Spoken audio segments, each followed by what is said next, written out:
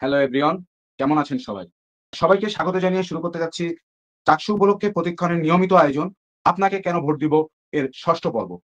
আজ আমাদের সাথে যুক্ত আছেন সমাজসেবা ও পরিবেশ বিষয়ক সম্পাদক পদপ্রার্থী মোহাম্মদ আসিফ হোসেন। সবাইকে স্বাগত জানাই এবং সেই সাথে একই সাথে ধন্যবাদ এবং কৃতজ্ঞতা জ্ঞাপন করছি আমাদেরকে সময় দেওয়ার জন্য। শুরুতেই চলে যেতে যাচ্ছি স্বতন্ত্র পরিবেশ ও সমাজসেবা বিষয়ক পদপ্রার্থী মোহাম্মদ আসিফ হোসেনের কাছে। আসিফ শুনতে পাচ্ছেন? আসসালামু আলাইকুম। আমি মোহাম্মদ আসিফ হোসেন। আমি চট্টগ্রাম বিশ্ববিদ্যালয়ের দর্শন বিভাগ একই সেশনের শিক্ষার্থী। আমি আসন্ন চাকসু নির্বাচনে সমাজসেবা এবং পরিবেশ বিষয়ক সম্পাদক প্রার্থী হয়েছি। আপনি যদি আমাকে প্রশ্ন করেন যে সমাজসেবা ও পরিবেশ বিষয়ক সম্পাদক আমি কেন প্রার্থী হয়েছি? আসলে আমি এই চাকসু নির্বাচনে যতগুলো পদ আছে, আমি এই পদটা যদি না থাকতো আমি কখনোই অন্য কোনো পদে আমি প্রার্থী হতাম না। এটা হচ্ছে আমার একদম অন্তর থেকে বলতেছি। কারণ এই সমাজসেবা এবং পরিবেশ বিষয়ক কাজগুলোর সাথে আমি দীর্ঘ ১১ বছর ধরে জড়িত। আমি যখন ৬ষ্ঠ শ্রেণীতে আমার পড়াশোনা শুরু করি, একটা সামাজিক সেবামূলক প্রতিষ্ঠান কোয়ান্টাম ফাউন্ডেশন, আসলে আপনারা আশা করি সবাই এটার সাথে পরিচিত। তো এই প্রতিষ্ঠান থেকে তখন থেকেই আমার যাত্রা শুরু আরকি। ওখানে যেদিন থেকে ভর্তি হয়েছি, যেহেতু আবাসিক স্কুল, ওদিন থেকেই নিজের কাজ নিজে করা দিয়ে শুরু থেকে শুরু করে আমরা প্রতি শুক্রবারে নিজের আঙ্গিনা পরিষ্কার করতাম, ক্যাম্পাস পরিষ্কার, তারপর হচ্ছে মাসে একবার করে পার্শ্ববর্তী বাজার পরিষ্কার। তারপর ওই আমাদের ওইখানকার আশেপাশে যারা গরিব গর্ভবতী মহিলা আছে, ওনাদের মাতৃত্বকালীন সময়টাতে আমরা ১০ মাসের একটা ক্যাম্পিং করতাম। এইভাবেই আমাদের ওখান থেকে যাত্রা শুরু। এখন বর্তমানে আমি বিশ্ববিদ্যালয়ে আসার পর বিশ্ববিদ্যালয়ে অনেকগুলো সংগঠনের সাথে কাজ করি, শহরে কাজ করি। শহরে অসহায় পথ শিশুদেরকে নিয়ে। তারপর হচ্ছে আপনার শহরে বস্তিতে যে মহিলাগুলা সেবা পাচ্ছে না, অর্থাৎ আগে যেগুলো করতাম সেগুলো এখন এখানে করতেছি। ক্যাম্পাস পরিষ্কার থেকে শুরু করে আমি একজন নিয়মিত রক্তদাতা। তো অর্থাৎ আমার পড়াশোনার বাইরে আমার যতগুলা কাজ হয়, হয় আমি হালকা পাতলা খেলাধুলা করি, আর বাকি সময়টা আমি পার করি হচ্ছে এই সামাজিক কাজগুলোর সাথে আরকি। সামাজিক সংগঠনগুলোর সাথে, মানবিক কাজের সাথে জড়িত। সেটার পরিপ্রেক্ষিতে আমি মনে করি আমার বিশ্ববিদ্যালয়ের জন্য আমার অনেক কিছু করার আছে। ইন্ডিভিজুয়ালি যেগুলো করতেছি আসলে ওগুলাতে প্রশাসনকে ছাড়া যেই ভোগান্তিগুলা সৃষ্টি হচ্ছে, এই ভোগান্তিগুলো আমি প্রশাসনকে হাতে রেখে আমি যখন নির্বাচিত হব, প্রশাসনকে যখন আমি একটা প্রতিনিধি হিসেবে দাবি করতে পারবো, তখন আমি এই আমার লক্ষ্য উদ্দেশ্য এবং আমার যে পরিকল্পনাগুলো, এগুলা সুন্দরভাবে বাস্তবায়ন করতে পারবো। সেজন্য মূলত আমি এই আসন্ন চাকসু নির্বাচনে সমাজসেবা এবং পরিবেশ বিষয়ক সম্পাদকে প্রার্থী হয়েছি। আপনার কাছে আমার পরবর্তী প্রশ্নটি হচ্ছে যে আমরা এখনকার দেখি যে এখনকার শিক্ষার্থীরা বিশেষ করে নতুন প্রজন্ম যারা আছে তারা সমাজসেবামূলক যে কার্যক্রমগুলো আসলে হয়ে থাকে এটার প্রতি একটু অনীহা প্রকাশ করেন। তো আপনি কিভাবে শিক্ষার্থীদেরকে সমাজসেবামূলক কার্যক্রম বেশি করে এনগেজ করতে চাইবেন? আপনার পরিকল্পনাটা কি? আমি নিজেও এটা নিয়ে খুবই খুবই উদ্বিগ্ন যে আসলে আপনি যে প্রশ্নটা করছেন যে যুব সমাজ বা বর্তমান জেনারেশনের ছেলেরা যে সামাজিক কার্যক্রমগুলোতে অনীহা, এটা আসলে একটা মহামারী আকার ধারণ করছে। আমি তো নিজে এটার সাথে যেহেতু কন্টিনিউ আছি, সেহেতু আমি নিজে এটার আসল ভুক্তভোগী আর কি। অনেক ভালো ভালো কাজে যখন মানুষকে ডাকি, আসলে তাদেরকে সাড়া পাওয়া যায় না, তাদের অংশগ্রহণ খুবই কম। তো এটার মূল কারণ হিসেবে যদি বলা যায়, আমি প্রথম কারণ বলবো হচ্ছে আসলে আমাদের যে মোবাইল আসক্তি, মোবাইল, ফেসবুক, এইসব ইউটিউব, অর্থাৎ অনলাইনে মানুষ এখন বেশিরভাগ সময় কাটায়। মানুষ এখন খেলাধুলা করতে মাঠে যায় না, কোনো ভালো কাজে তাদেরকে পাওয়া যায় না। অর্থাৎ এক প্রকার দেশের যুব সমাজ এক প্রকার ধ্বংসের দিকে চলে গেছে হচ্ছে এইসব অনলাইন বিভিন্ন গেমস, এইসব কারণে। তো আমি মনে করি এইসব সমস্যাগুলো থেকে উত্তরণ আমাদের জন্য এখন সময়ের দাবি। তো এগুলো করার জন্য আমাদের যে কাজগুলো করতে হবে, প্রথমত হচ্ছে আসলে আমাদের সবার আগে আমাদের নিজেদেরকে সচেতন হতে হবে।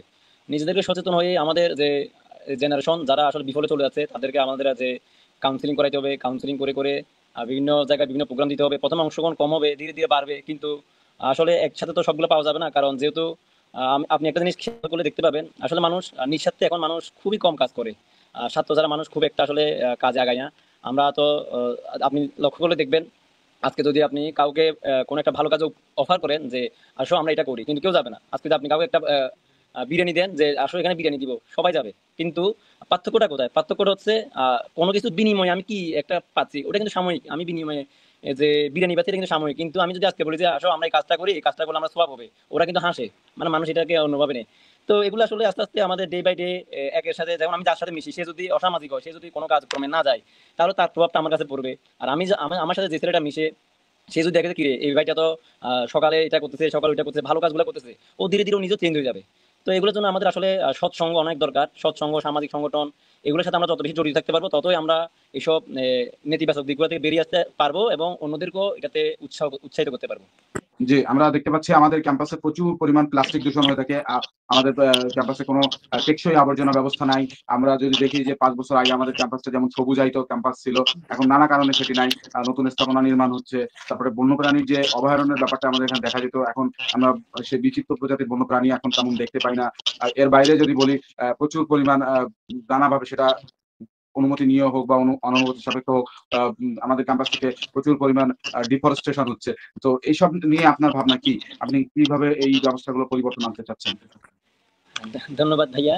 আসলে আমি বিশ্ববিদ্যালয়ে যেদিন থেকে এসেছি ওইদিন থেকেই আমাদের যে চট্টগ্রাম বিশ্ববিদ্যালয়ের সংগঠন কোয়ান্টাম মেডিটেশন সোসাইটি চট্টগ্রাম বিশ্ববিদ্যালয়, ওটার সাথে আমাদের কার্যক্রম শুরু করছি। আমরা ক্যাম্পাসে যত বড় বড় প্রোগ্রাম হয়, আপনার সমাবর্তন বলেন, বিশ্ববিদ্যালয় ভর্তি পরীক্ষা বলেন, এই জাতীয় যে প্রোগ্রামগুলো হয় ওই প্রোগ্রামের আগে পরে আমরা ক্যাম্পাসটা পরিষ্কার করি। কিন্তু দেখা যায় কি পরের দিন আবার যেই কাজ সেরকম, মানে আগের মতোই ময়লা হয়ে যায়। তাহলে এটার ফলাফল কি, মানে রেজাল্ট কি আসতেছে? আসলে আমরা যতই পরিষ্কার করি না কেন, আমাদের আমাদের মধ্যে যে জিনিসটা করতে হবে সেটা হচ্ছে আমাদের মধ্যে সচেতনতা বৃদ্ধি করতে হবে। আমাদেরকে বুঝতে হবে আসলে এটা কোনটা আমাদের উপকার, কোনটা আমাদের ক্ষতিকর। আমরা বিশ্ববিদ্যালয়ের শিক্ষার্থীরা যদি এই বোধটুকু আমাদের জাগ্রত না হয়, তাহলে এটা আমাদের জন্য সবচেয়ে বড় দুঃখজনক। আজকে বাইরের মানুষ আমাদের থেকে শিখবে। আমরা কিছুদিন পর আমাদের এখানে চট্টগ্রাম বিশ্ববিদ্যালয় থেকে অনেক মানুষ ভালো ভালো পর্যায়ে যাবে, ভালো ভালো পজিশনে যাবে, তাদের আন্ডার অনেক মানুষ কাজ করবে। কিন্তু আমরা দেখতে পাই যে আমরা নিজেরাই আসলে নিজেদের ক্যাম্পাস পরিষ্কার রাখতে পারছি না। তো আমরা সামাজিক কিছু সচেতনতা প্রোগ্রাম করেছি আগে। আহ, এটা অবশ্যই দরকার, সবচেয়ে প্রয়োজন হচ্ছে এটা। তো আমি আমার ইশতেহারের মধ্যে ওইটা উল্লেখ রাখছি যে আমরা এই কাজটাকে কি করতে পারি, মানে এই কাজটা আমরা কিভাবে প্রতিরোধ করতে পারি। প্রতিকার করে তো যেহেতু লাভ হচ্ছে না, আমরা জানি যে প্রতিকার করাটাই প্রতিরোধ করাটা সবচেয়ে উত্তম হবে। তো এই জন্য আমার মনে হয় চট্টগ্রাম বিশ্ববিদ্যালয়ে অনেকগুলো সামাজিক সংগঠন রয়েছে। আমি যদি চাকসুতে নির্বাচিত হই, আল্লাহ যদি আমাকে কবুল করে, আমি সবার আগে যে কাজটা করবো সেটা হচ্ছে যত সামাজিক সংগঠন আছে সবগুলোকে কেন্দ্রীভূত করবো। কেন্দ্রীভূত যখন আমরা করবো, আমাদের একটা নির্দেশনা সকল সামাজিক সংগঠনের কাছে চলে যাবে। সমস্ত সামাজিক সামাজিক সংগঠন থেকে তাদের মেম্বারদের কাছে যাবে, মেম্বারদের থেকে অন্য সদস্যদের কাছে ছড়িয়ে পড়বে। আসলে আমাদের চেতনাটা যখন মানুষের ব্রেনে নেটওয়ার্কিং এর মধ্যে ছড়িয়ে পড়বে, তখন কিন্তু আমাদের মধ্যে যে সচেতনতার এই এই সচেতনতার জায়গাটা এটা অনেক বৃদ্ধি পাবে। তো এইভাবেই আমাদের কাজগুলো আসলে গুছাই আগাইতে হবে। আমাদের যে জিনিসটা এখন সবচেয়ে সেটা রোড। আর আরেকটা কথা যেটা বলছেন, আমাদের বৃক্ষ নিধন, বন্যপ্রাণী, আসলে ক্যাম্পাসের জন্য এটা অনেক দুঃখজনক এবং হতাশার জায়গা, যেটা আমাদের বন্যপ্রাণী আমাদের হত্যা করা হয়। আসলে এই আমরা দেখতে পাই যে কিছু কিছু জায়গায় ফাঁদ পেতে রাখছে অনেক মানুষ, যেখানে শুকরের জন্য ফাঁদ পেতে রাখা হয়, হরিণের জন্য ফাঁদ পেতে রাখা হয়। যদি এখন হরিণ অনেকটা আপনার বিলুপ্ত প্রায়, তবুও কিন্তু আমরা শুকর শুকর যদি ধরা না পড়ো, দেখতে পাই যে ওখানে অনেকগুলো কুকুর আটকা পড়ে আছে। তো এগুলো আসলে আমাদের হতাশা জায়গা। এই জায়গাগুলোকে আমাদের সচেতনতা বৃদ্ধি করতে হবে, আমাদের প্রশাসনকে আরো কঠোর ব্যবস্থা নিতে হবে, যেন এরকম অসাধু উপায় যারা অবলম্বন করে তাদেরকে যেন শাস্তির আওতায় আনা হয়। তাছাড়া দেখা যায় যে বৃক্ষ নিধন, অনেকে পাহাড় থেকে আপনার সিজনাল বিভিন্ন শুকনো সময়ে গাছ কেটে একটা জায়গায় রাখে, তখন বর্ষা হয়, বৃষ্টি পানির সাথে কাঠগুলোকে সব নিয়ে চলে যায়। তো এগুলো কিন্তু আমাদের প্রশাসনের অনেকে জানে, অনেকে জানে না। একটু চেষ্টা করলে জানার সম্ভাবনা আছে, কিন্তু আমরা কিন্তু সেগুলোকে অ্যাভয়েড করি চলি, বা এগুলোকে আমরা ওভাবে গুরুত্ব দিই না। যার কারণে আমাদের এই ক্ষয়ক্ষতিগুলো দিন দিন দিন দিন একের পর এক বেড়েই চলছে। এগুলো নিয়ে আসলে আমি সবসময় যৌক্তিক আন্দোলনগুলোতে সোচ্চার ছিলাম, থাকি, এবং ভবিষ্যতেও আমি চাই যে আমাদের এমন কোনো উন্নয়ন না হোক, এমন কোনো ক্যাম্পাসে এমন কিছু না হোক যেটা আমাদের পরিবেশের জন্য ক্ষতি হবে, যেটা আমাদের মানুষের জন্য ক্ষতি হবে, যেটা আমাদের শিক্ষার্থীদের জন্য ক্ষতি হবে। তো সেরকম পরিকল্পনা নিয়ে আগাচ্ছি ইনশাল্লাহ। আপনারা আমার জন্য দোয়া করবেন। জি, আপনার কাছে আমার প্রশ্নটি হচ্ছে, প্যানেলের বাইরে থাকা একজন প্রার্থী হিসেবে শিক্ষার্থীদের কাছে আপনার মূল বিশ্ববিদ্যালয় এটা একটা মার্জিত জায়গা, এখানে সবাই শিক্ষিত মানুষ। এখানে এটা বলার কিছুই নাই যে আমরা যদি খেয়াল করি নির্বাচনের বিষয়টা, সাধারণত গ্রাম অঞ্চলে আমরা খেয়াল করলে দেখতে পাই যে কোনো একজন মানুষ ভোটে দাঁড়াইলে তখন তারা ব্যক্তিটা কতটুকু শিক্ষিত, ব্যক্তিটা কতটুকু মার্জিত, সে সমাজের জন্য কত কিছু করতে পারে, সেটা ওভাবে বিবেচনা করে না।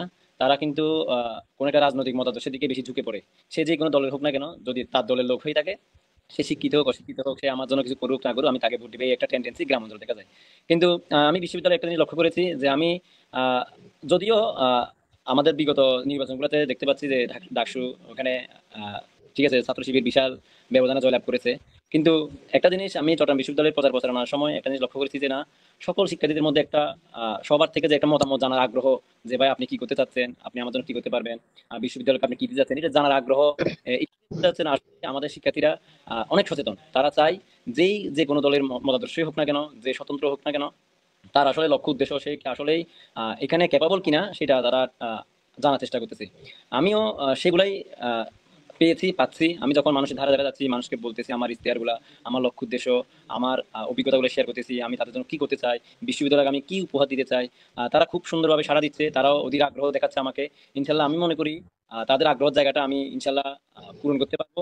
আমি যেসব দাবি দাওয়া পূরণ করতে পারবো সেগুলোই আমি আমার ইশতেহারে রেখেছি, যা আমার আমার পক্ষে বাস্তবায়ন করা সম্ভব। আর আল্লাহর রহমতে যেগুলো আমি রেখেছি সেগুলো যদি আমি বাস্তবায়ন করতে পারি, আমি মনে করি না এর চেয়ে বেশি কিছু আর প্রয়োজন আছে। আমি খুব সুন্দরভাবে একটা পরিকল্পনা করেছি, কারণ আমি এতটুকু বিশ্বাস করি যে কোনো কাজে সফল হওয়ার আগে প্রয়োজন সঠিক পরিকল্পনা। তো আমার পরিকল্পনাটা আমার কাছে সঠিক মনে হয়েছে। তো ইনশাল্লাহ আমি আমার এই চেতনা, আমার এই যে ভালোবাসা, আমার যে আগ্রহ, এটা ছড়িয়ে দিতে পারবো। ইনশাল্লাহ আমি আমার বাকি কাজগুলো এইভাবেই সম্পূর্ণ করব। আপনি যদি আপনার পদে নির্বাচিত হন তাহলে বড় সংগঠনগুলোর চাপ আপনি কিভাবে মোকাবেলা করবেন? আসলে আমি যদি নির্বাচিত হই, আমি বড় সংগঠনগুলোর চাপ কিভাবে মোকাবেলা করব? তো আসলে আমার এই যে পদটি, সেটি হচ্ছে সমাজসেবা এবং পরিবেশ বিষয়ক সম্পাদক। তো এই সম্পাদকে যারাই প্রার্থী হয়েছে, সবাই আশা করি কোনো না কোনো সংগঠনের সাথে অতীতে কাজ করে এসেছে, তাদের সাংগঠনিক দক্ষতাগুলো রয়েছে। আমরা আজকে বিকালেও একটা প্রোগ্রাম করেছি সবাইকে নিয়ে। সবাই দেখতেছি মোটামুটি সাংগঠনিক। তো আসলে যারা সংগঠন করে এসেছে আগে থেকে, তাদের কাছে যে কোনো সংগঠনের চাপ নেওয়াটা খুব একটা জটিল ব্যাপার না। এখন চাপ নেওয়াটা শিখতে হবে, আমার জানতে হবে এটা এবং প্রয়োগ করতে হবে। চাপটা কেমন, আমি যদি প্রশ্ন করি চাপটা কেমন, সেই চাপটা যদি কোনো যৌক্তিক চাপ হয়, কোনো শিক্ষার্থীদের প্রয়োজনে চাপ হয়, সেটা তো অবশ্যই আমি মাথা পেতে নিবো এবং এটা তো আমি নিজেও চাপ দিব প্রশাসনকে। এই চাপটা তারা দেওয়ার আগে আমি দিব ইনশাল্লাহ প্রশাসনকে, যে এই চাপ, এই উদ্যোগগুলো, এই দাবিগুলো আপনারা বাস্তবায়ন করেন। আমি তাদের প্রতিনিধি হয়ে তারা চাপ দেওয়ার আগে আমি নিজে চাপ দিব প্রশাসনকে। যদি এর বাইরে যদি অযৌক্তিক, যেটা আহ মানে গ্রহণযোগ্য না, সেরকম চাপ আসলে আমরা এই অতীতে পার করে এসেছি, যে কারণে এত বড় একটা আন্দোলনের মাধ্যমে আমাদের দেশ স্বাধীন হয়েছে। তো এখন আসলে এত একটা একটা গোষ্ঠী চাপ দিবে, বড় গোষ্ঠী চাপ দিবে, বাকিরা সবাই মেনে নিবে, আমিও মেনে নিবো, এমন কোনো কথা না। যেই অযৌক্তিক চাপ দিবে, সেই অযৌক্তিক চাপের বিরুদ্ধে আমরা প্রতিবাদ করবো, আমরা রুখে দাঁড়াবো। যদি যৌক্তিক চাপ হয়, সেটা আমরা অবশ্যই চাপটাকে বাস্তবায়ন করবো ইনশাআল্লাহ। যে আপনার কাছে আমার সর্বশেষ প্রশ্নটি থাকবে একই প্রশ্ন, যে আপনিও যদি কোনোদিন আলাদিনের চিরাগ পেতেন তাহলে আপনি আপনার যে পদটি নিয়ে কাজ করছেন এই পদের জন্য আপনি আসলে কোন 3টি সমস্যা নির্মূল করতেন? আসলে ভাইয়া, যদি আলাদিনের বাতি পেতাম, তাহলে আমি তো আমার সবগুলা অধিকার একসাথে বাস্তবায়ন করতাম। কারণ হচ্ছে, যখন আলাদিনের বাতিটা পেয়ে যাবো, তখন আমার কাছে একটা অলৌকিক শক্তি, অলৌকিক ক্ষমতা চলে আসবে। তখন আমি কেন একটা দুইটা দাবি বাস্তবায়ন করবো?